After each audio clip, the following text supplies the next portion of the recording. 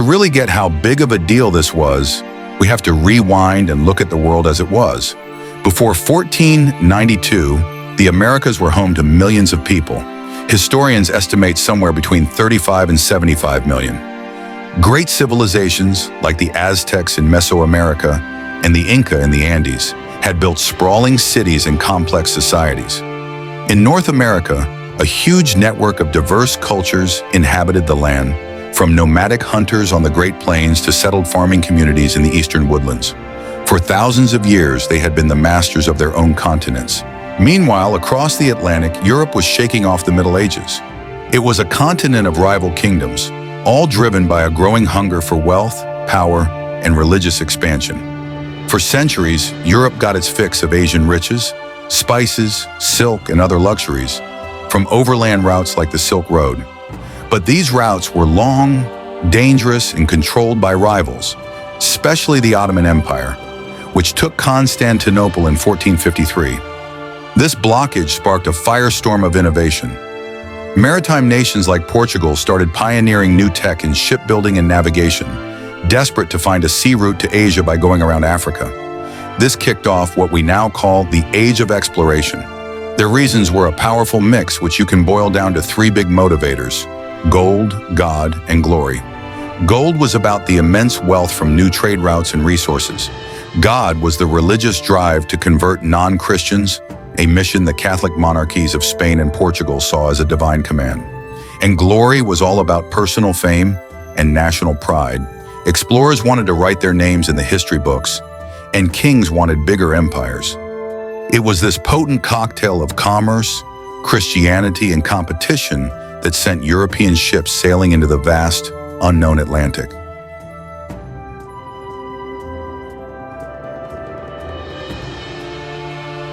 And this is where a Genoese navigator named Christopher Columbus enters the picture. Convinced the world was smaller than most experts thought, he pitched a radical idea: reach the East Indies by sailing west.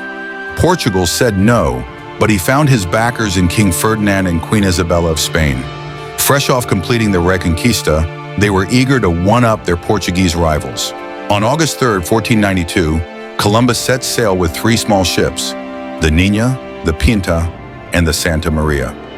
After a tense, nerve-wracking voyage, on October 12th, they finally sighted land. Columbus had hit an island in what we now call the Bahamas. Thinking he'd made it to the East Indies, he called the native Taino people he met Indians, a mistake that would stick for centuries.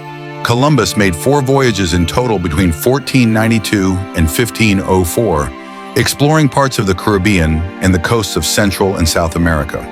He never found the direct route to Asia he was looking for, but his journeys did something far more profound. They opened up permanent contact between the Eastern and Western hemispheres. This monumental event kicked off what historian Alfred Crosby famously called the Columbian Exchange, a massive two-way transfer of plants, animals, technology, ideas, and most consequentially, diseases. From the Americas, Europe got game-changing crops like potatoes, maize, and tomatoes, which revolutionized old-world farming and led to a population explosion. Tobacco, once unknown in Europe, would soon become a global obsession. In the other direction, Europe brought over wheat, rice, and sugarcane, along with livestock like horses, cattle, and pigs. Horses especially would completely transform the way of life for many Native American tribes. But this exchange had a dark, unseen passenger. Europeans carried diseases to which the indigenous peoples of the Americas had zero immunity. Smallpox, measles, and influenza tore through the continents like a wildfire. Historians estimate that in the century and a half after Columbus landed, the Native American population dropped by a staggering 80 to 95%. It was one of the greatest demographic disasters in human history. For the original inhabitants of the Americas, Columbus's arrival wasn't a discovery, it was an invasion and a catastrophe.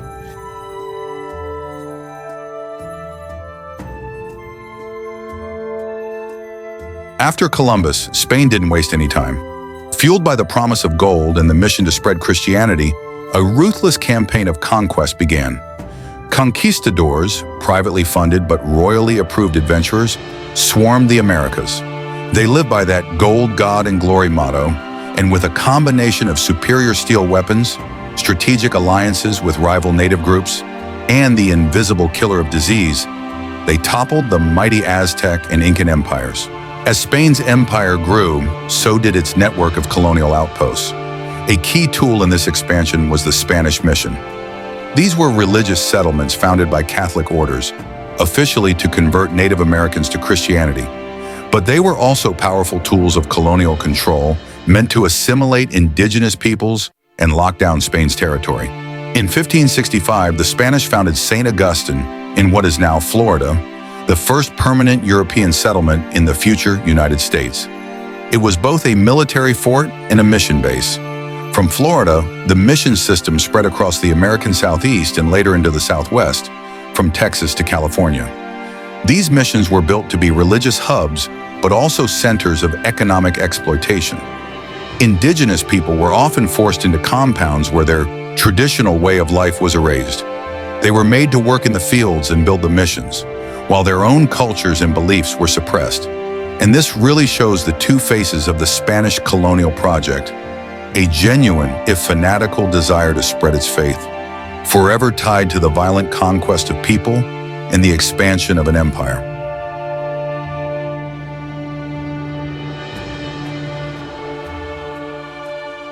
So while Spain was getting rich in the south, its rivals in Europe were watching from the sidelines, green with envy.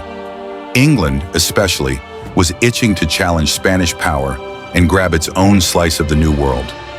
After a few failed tries, like the famous lost colony of Roanoke in the 1580s, the English geared up for a new venture.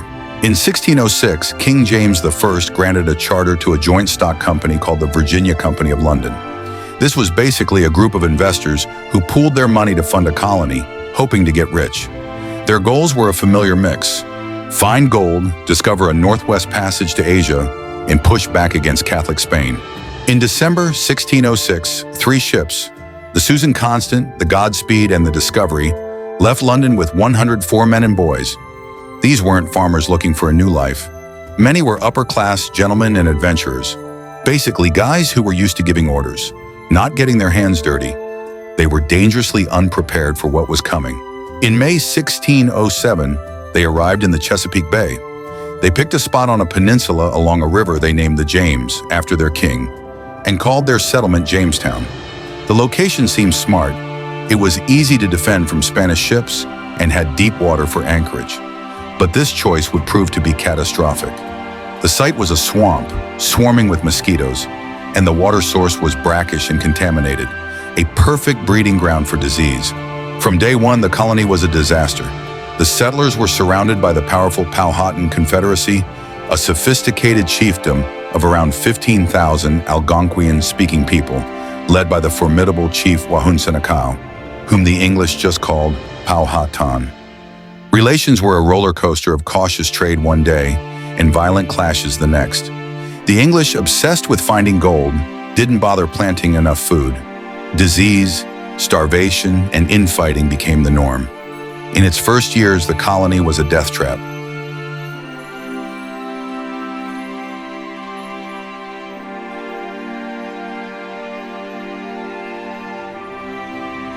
The first few years at Jamestown were defined by an almost unimaginable level of suffering. The combination of a hostile environment, terrible planning, and shaky relations with the Powhatan pushed the colony to the breaking point. The contaminated water led to outbreaks of typhoid and dysentery, and the swampy land was a breeding ground for malaria. The settlers, most of whom had never done a day of hard labor in their lives, were starving. Out of this chaos, one man emerged who was essential to the colony's survival: Captain John Smith. A tough, experienced soldier, Smith was so abrasive he'd actually been arrested for mutiny on the voyage over. But his ruthless, practical approach was exactly what the failing colony needed. In the fall of 1608, he took charge and imposed discipline with his famous rule: "He that will not work shall not eat." Smith forced the colonists to build defenses and get food. He was a skilled, if aggressive, negotiator with the Powhatan, trading English copper for life-saving corn. But his strong-arm tactics also created a lot of bad blood. In December 1607, he was captured by a Powhatan hunting party.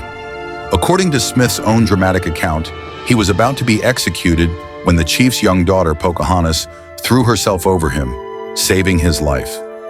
Historians debate the details of that story, but the encounter was real, and it established a fragile, complicated link between the English and the Powhatan leadership. Smith's leadership, however, didn't last. In late 1609, a mysterious gunpowder explosion severely injured him, and he was forced to return to England. His departure kicked off a full-blown catastrophe. The fragile truce with the Powhatan collapsed. Chief Powhatan had had enough of the English and launched a siege to starve them out. This began the horrifying winter of 1609 to 1610, a period known forever as the Starving Time. Trapped in their fort, the colonists faced total famine. They ate their horses, then their dogs, cats, rats, and mice. Survivors wrote about boiling and eating their own shoe leather. Desperation became so extreme that some resorted to cannibalism, digging up fresh graves for food. And this isn't just a tall tale. Archaeological evidence from 2012 unearthed the butchered remains of a 14-year-old girl, confirming these gruesome accounts. Of the roughly 500 colonists in Jamestown that fall, only about 60 skeletal survivors were left by spring. Jamestown had become a house of horrors. In June 1610, the few who were left gave up, boarded a ship, and prepared to sail back to England. The Jamestown experiment was over.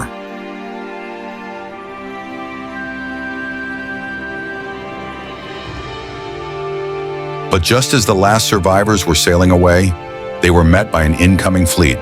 It carried a new governor, Lord de la Warr, along with fresh settlers and plenty of supplies. He ordered them to turn around.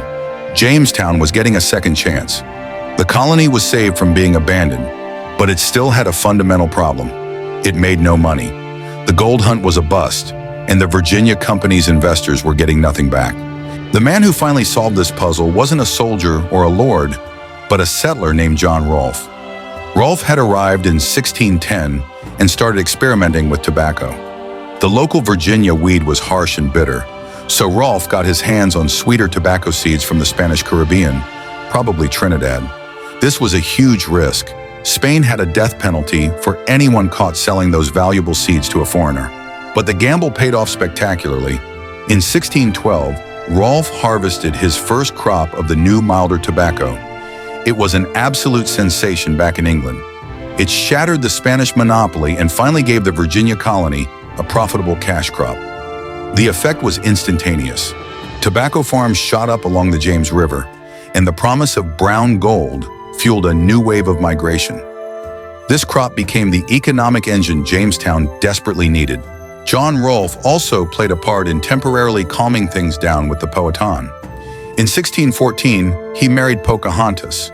This marriage brought a period of uneasy peace, but the colonists' endless hunger for more land to grow tobacco meant it could never last. Rolfe's tobacco didn't just save Jamestown, it shaped the future of the entire region, creating a society built on agriculture, expansion, and a massive demand for labor. That demand would soon be met by indentured servants, and beginning in 1619, the arrival of the first captive Africans, whose legal status as indentured or enslaved is still debated by historians, but marked the start of a system of forced labor that would define one of America's most tragic chapters.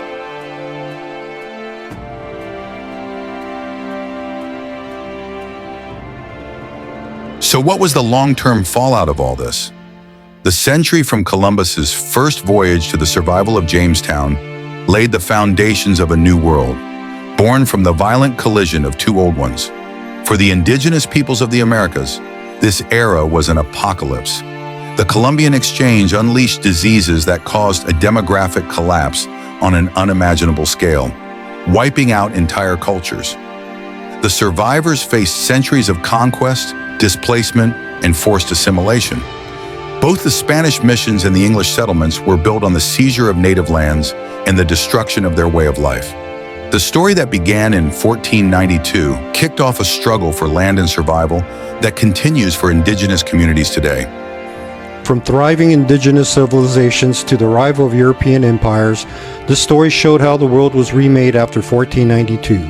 We saw continents collide through exploration and conquest, through disease and exchange, through the rise of empires and the survival of Jamestown against impossible odds.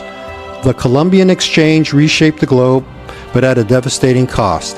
Indigenous societies were shattered, Europe rose to global dominance, and the foundations of early America were laid, built on expansion, exploitation, and enduring contradictions that still shape our world today. If this episode helps you see the history more clearly, like the video, subscribe to the channel, and turn on the notifications so you don't miss the next chapter. The story isn't over, and we're just getting started.